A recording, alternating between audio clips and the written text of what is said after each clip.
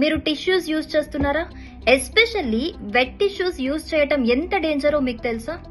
చాలా మంది రోజువారీ వాళ్ళ లైఫ్ స్టైల్లో ఈ వెట్ టిష్యూస్ అనేవి ఎక్కువగా యూజ్ చేస్తూ ఉంటారు.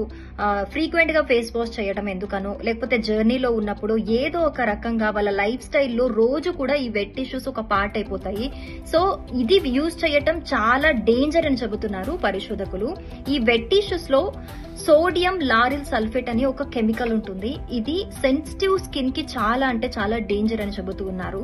అలాగే ఈ వెట్ టిష్యూస్ అనేవి రెగ్యులర్ గా యూజ్ చేయటం వల్ల అందులో ఉన్న కెమికల్స్ అనేవి మన శరీరంలోని కణాలలోకి చేరుకొని రెగ్యులర్ గా యూజ్ చేయటం వల్ల క్యాన్సర్ కి కూడా దారితీసే అవకాశాలు ఎక్కువగా ఉన్నాయని కూడా పరిశోధకులు చెబుతూ ఉన్నారు. అలాగే ఇంకొక రకంగా పర్యావరణానికి సంబంధించి కూడా ఇందులో ప్లాస్టిక్ అనే పదార్థం కలుస్తుంది కాబట్టి ఇది భూమిలో అయితే కలవదు.